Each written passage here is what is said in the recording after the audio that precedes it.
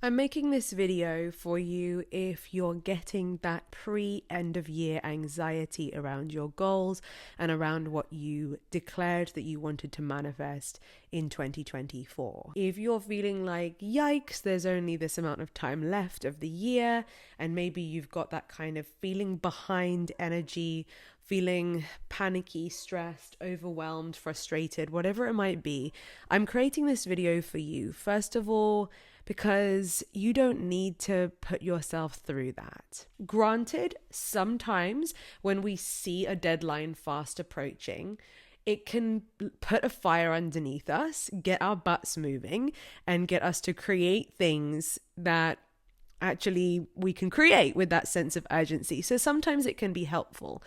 But I believe when it comes to manifestation, if we can avoid putting unnecessary stress, pressure, or lack-based energy onto ourselves and onto our manifestations, then there's going to be less resistance and it's going to be easier to flow in the direction of what you want, to allow yourself to have what you want, and to smash your 2024 vision board, goals, scripting letter, etc. I'm also going to give you some journal prompts, so stick around. That will help you to get back on track without a big helping of feeling guilt or overwhelm. Now, the next thing I want to say is, if it's not all done by the 31st of December this year, is it the end of the world? Or is that just a date that we pluck out of thin air that doesn't actually really matter? If things roll on into January or February, because some things do just need to unfold in the divine timing of time that it needs to take, that's also okay. And you probably know that, but sometimes we need somebody else to say it just to help us to take a breath and realize that maybe we are winding ourselves up into a frenzy for no good reason. When it comes to my vision board, for example, I'm so grateful that this has been my most successful vision board that I've ever created. I think 9 things I've ticked off my vision board so far this year.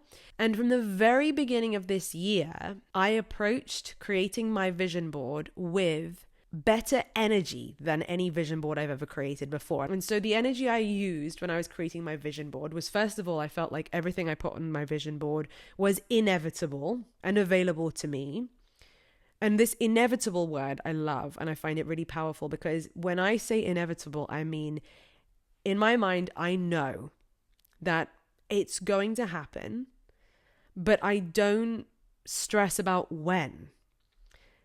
When something is inevitable, you know it's gonna happen. So it doesn't really matter whether it takes 2 days, 2 months, 2 years, because it's inevitable.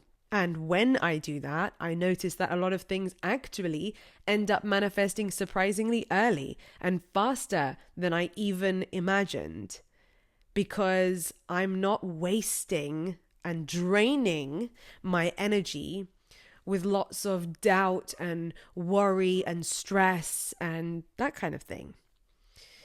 The other thing I would say, by the way, if you can hear a dog barking, it's because a dog is barking. It's Milo, who you may have seen on Instagram. I've been posting a lot of dog content on my stories lately, and he's just the most adorable dog. He's not actually our dog. He is my parents-in-law's dog, but we have the pleasure of looking after him whenever we're kind of like his second family.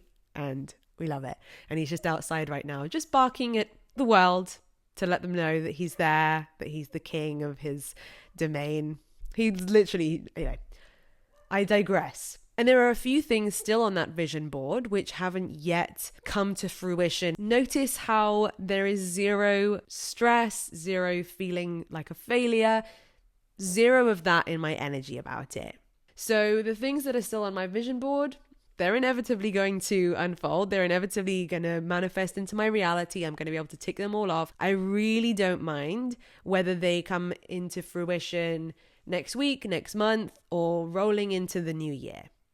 That actually helps me. That actually makes it easier for me to feel high vibrational about them. That actually makes me feel less resistant, more confident in my energy around them. Are you able to feel that while I'm describing it? So, the journal prompts now. And by the way, before we dive into the journal prompts, if you would like some extra support on the mindset stuff that we're talking about right now, if you feel like there's a lot of stories that have been going around in your head which have been making it feel harder to manifest things, if you feel like you're aware that you have some limiting beliefs that you want to let go of, in the description, I'll put a link to a free bonus training. It's called the Alignment Training, and it's all about how to get unstuck, how to release any of those patterns that have been holding you back, which makes it so much easier for you to move forward. So if anyone is feeling stuck, I would highly recommend that free training available down in the description below. Now for the journal prompts. The first one is all around celebrating your progress thus far this year. So I'll put it on the screen. What small and big wins have I achieved this year, even if they were unexpected and not part of my plan? How have I grown, learned, or adapted in ways that make me feel proud? The reason why I want this to be the first journal prompt that you answer is because so often when we're focused on what we still haven't accomplished, we're completely ignoring all of the amazing things that we have accomplished. And what you focus on expands. And if you're building a habit of always focusing on the 2 things on your to-do list that aren't checked off yet, or the 2% of your life that's not perfect yet, or the 2 parts of your body that you really hate, meanwhile ignoring the parts of your body that you have no issue with that are actually quite lovely and beautiful. You know, it's not, that's the amazing thing about reality, is that so much of it is actually our perspective and what we make things mean and what we notice more of. And when it comes to manifesting, if you want to get into a positive spiral of seeing more and more and more good things appear in your reality, the first point of call is we've got to shift our focus from all the lack, all of the worst parts, all of the things we're not happy with yet, and start building the new habit of seeing, noticing, making time for, acknowledging all the amazing good things that you have done, that you have achieved, that you do have, etc. The next journal prompt is about focusing on joy. What goals or intentions genuinely bring me happiness and excitement? How can I focus on these as a way to bring more joy to the end of my year? Don't you just love that? What we're doing here is, instead of hating ourselves into creating something, which, you know, even if we create it in that way, we're going to feel like there's still a massive void because we haven't done it in a way that actually brings us happiness or fulfillment. And it also makes it easier, makes it feel safer for your brain to take steps forwards, because we're having a conversation right now about what brings you joy, what makes you feel good, what goals or intentions excite you, which is kind of, they should, right? Your goals should excite you. Your goals should bring you happiness. Let's remember to focus on them in that way. The next journal prompt is embracing ease and flow. What gentle, simple steps feel enjoyable or easy to take right now? How can I create routines that make me feel good rather than adding pressure? I love this one because, again, it's not about beating yourself up into creating things that you want in a way that's actually going to suck all of the joy out of the situation and then feel hard to stick to, and then you feel like a failure because you're not consistent. No. It's all about ease and flow and going with that flow. This is about creating routines, not that feel grueling, not that feel like are going to suck the fun out of your life, and instead choosing to design routines that will actually make you feel good rather than adding pressure that will also enable you to achieve your goals. So how can you stack perhaps being consistent with something that will move your life forwards with a reward?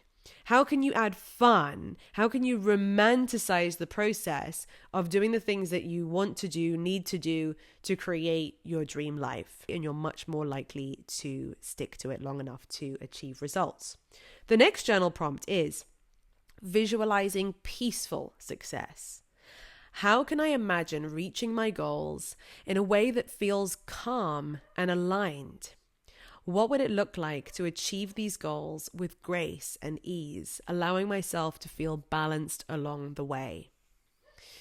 This is another gorgeous invitation to see ourselves reaching our goals without burning out, so that when we achieve it, we actually have the capacity to sustain it as well. It's all well and good trying to get somewhere super, super fast, but then if you haven't created the container to be able to sustain that manifestation in your life, or if you just feel like it's on a pedestal, way out of reach, and someone like you couldn't possibly have it, let alone sustain it, then self-sabotage can kick in, and before we know it, we can find ourselves back to where we started. Imagine achieving your wildest dreams, or at least even just your current goals, your next couple of month goals, in a way where you can see that your nervous system is feeling regulated and chilled the whole time, in a way where you're feeling aligned, balanced, at ease. That's gonna feel way easier for you to take action on, right? Because it feels comfortable. Our body and our mind tends to resist things if we think, oh my God, this is gonna be really hard.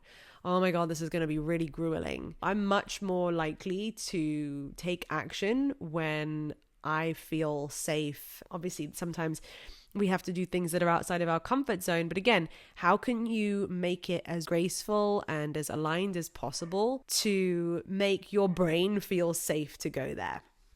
And then the next journal prompt is learning with self-compassion. What valuable lessons have I learned from this year's journey?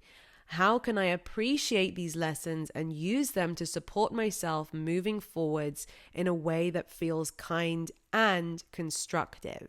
This is a beautiful way for you to self-reflect, not only on lessons you've learned about yourself, but lessons you've learned about the journey, how it works, perhaps also skills that you've developed. He's now scratching to come in. Okay, 1 second. Let me let the boy in. Yeah, you've been having fun barking at everyone. Come on then, I'm recording a video. You can hang out with me if you're quiet. Okay, let me just, that was right in the mouth. Okay, you chill there. So by learning from everything that you've been through this year, everything that you've grown from this year, that's going to enable you to realistically build on top of what you now know. I'm just going to move that away. He's doing that. It's a great way to quantum leap and grow in life when you actually take stock of the lessons that you've learned and build upon them, rather than ignore them or just feel like a failure for them and then keep showing up in the same way expecting different results. When it unfolds is the perfect time for it to unfold, and sometimes we can't force things to grow or unfold faster than they are meant to. Think about it like a flower. And if you want that flower to grow, you can't make it grow any faster by pulling it out of the ground. Give it the water and sunlight and nourishment it needs, and then allow the flower to grow at the speed that it's naturally meant to grow at. There's what you can control, but speed isn't necessarily always a factor that you can force. Do your part. Remove the stress, lack-based, behind energy. Feel as good as you can feel. Treat yourself with kindness as you co-create with this universe and enjoy the inevitable unfolding of your dreams and goals. If you enjoyed this video, give it a thumbs up. If you haven't done so already, make sure to hit the subscribe button and ring my bell so that you never miss another video. And if you enjoyed this video, I think you'll really love this one.